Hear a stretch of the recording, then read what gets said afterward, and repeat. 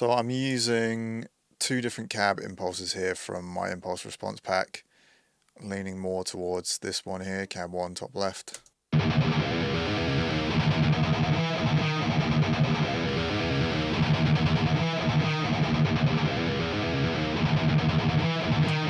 Pretty cool tone. Got the C4 multiband compressor on it.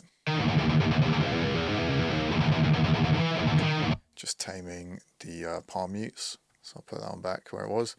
And then let's check out one of the quad track guitars.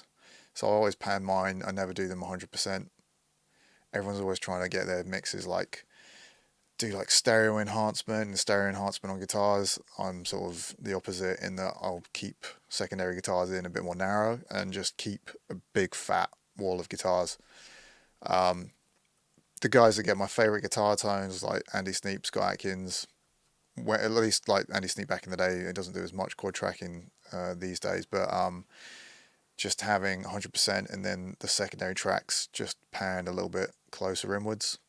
I still just really love that sound. So for this one, using my plugin again, and these are the settings, and I think, yeah, different impulse responses. So cab 2 bottom right and cab 2 bottom right. So that is the 2005 speaker from Cycle of Suffering, and I'm using a bit of a 421 mic blended in, and that's why on these channels I have a little bit of that 4.3 taken out, which is coming from the 421 mic.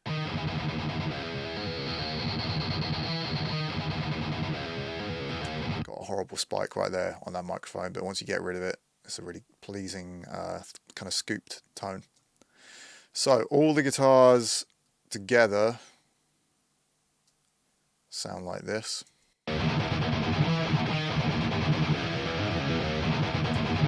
And then we can look at EQ.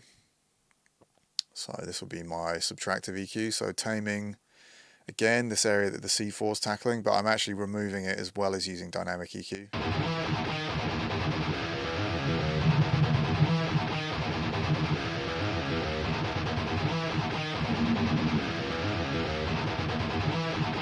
This is the normal sort of like horrible area.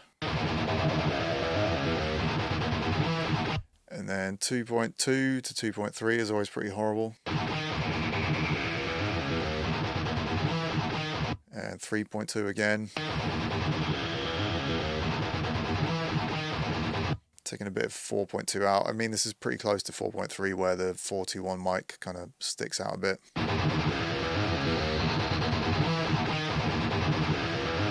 Just taking a tiny bit off here. Cool, and then after doing all this cutting, especially in the high end, going to put some more of it back in so I can boost a lot of high end without anything being too harsh and whistly in that area.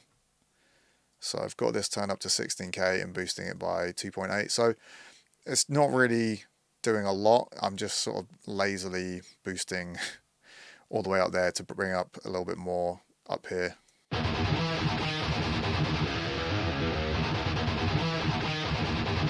And then boosting 3.8.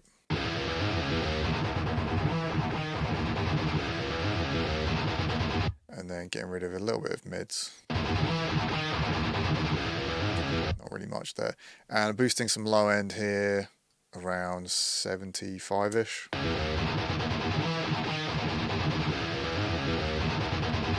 And obviously we pulled out a lot of low end from this part anyway, like EQ'd it out as well as dynamic EQ, so we can afford to add a bit more back in.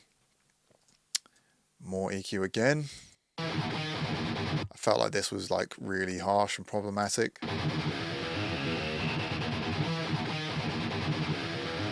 Ended up wanting to get a bit more high end boosted back in. I was sort of referencing a mix Colin Richardson did back in, that's a long time ago now, like 2002 or 2000, yeah, around then, the 1 Minute Silence record, which has a ton of high end up here.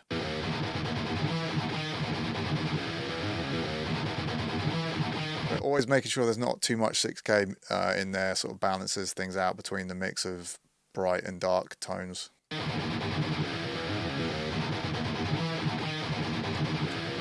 And And yeah, just taming anything that's sort of sticking out a bit too much.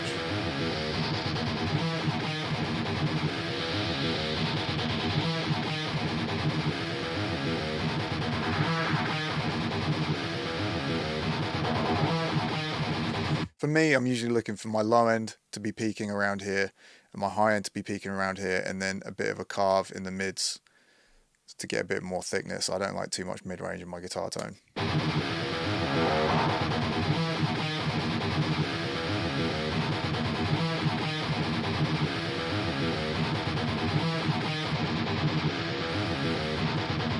That does seem quite unnecessary, but as I said, I was sort of deliberately referencing a mix that has a ton of that, so I was kind of doing it to get a bit more of an authentic sound for what I was going for.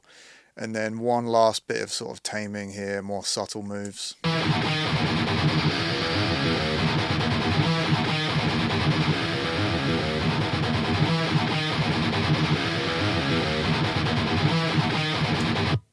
So yeah, it might seem quite excessive, quite a lot of EQ going on, but as the mix goes on and I come back with fresh ears, instead of just tweaking the original EQ that I've got, I end up sort of just adding a new one on top, which can get a bit, as I said, excessive, but that's what I did. So for the bass, I'm using Umansky bass. I like the thicker sound of like the higher frets as opposed to the brighter lower frets. So up first, got an EQ.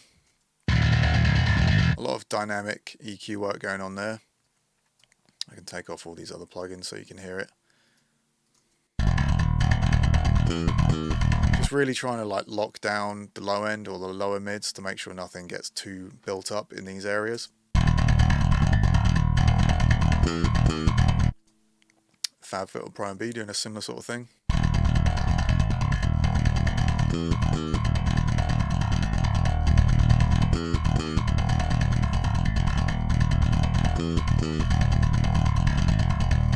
Then compressing it a bit.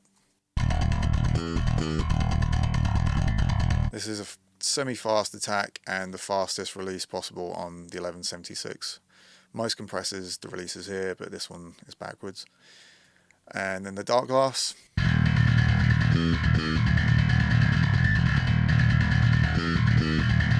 Fair amount of the DI tone.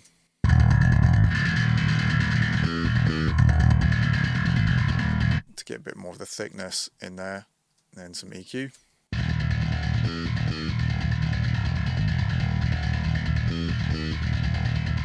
Again, dynamic EQ to try and sort of balance this area out.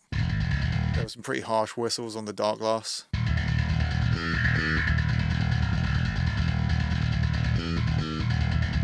Then limiting it. Not too much.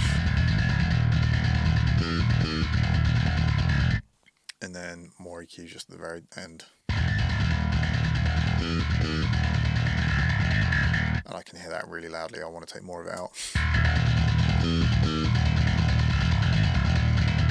But that's the sort of thing where if you actually listen in solo, it might be annoying, but you can sort of leave it in the mix. And if you take out every problematic, every harsh frequency of everything in your mix, especially for metal, is just going to sound kind of dull and not very aggressive. So you can leave some garbage in there and it's for the better. So for the drums, I can see I've got an EQ on this drum channel, so it's barely doing anything, just taking out some subs. I was going for a mix from quite a while ago that didn't have a lot of it's like subby low end in it, so I'm just tightening things up, but that's not really doing much, if anything, in the mix.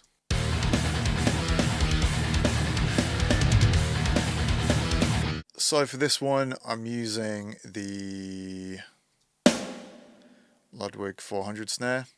It's got a nice ring to it, got a nice like crack and pop to it, really satisfying sound. I'm using a lot of the overhead mic to get a bit more of that like kind of sound. I'm actually turning up the transient master, the sustain a little bit here, bringing a little bit of the attack down, but increasing sustain to get a bit more of that ring to come through in the mix. I think it's pretty much working off the default kit, so I've just gone for that snare, gone for the Tama 22 resonant head off kick drum, which is one of my favorites. And cymbals, just pulled the room mics down a bit. So you can do that really easily by clicking on that, pulling them all down. And overheads, haven't really done much there. And just brought the hi-hat close mic down a little bit, added a bit more brightness to it. Taken some of the high end off the tilt EQ on the ride, just boosted it a tiny bit. China, I pushed up the volume, and I've taken a bit of attack off and boosted sustain on China, which I normally do. And the ride, I normally take a bit of sustain off the ride, because Mega Bell rides always decay for so long.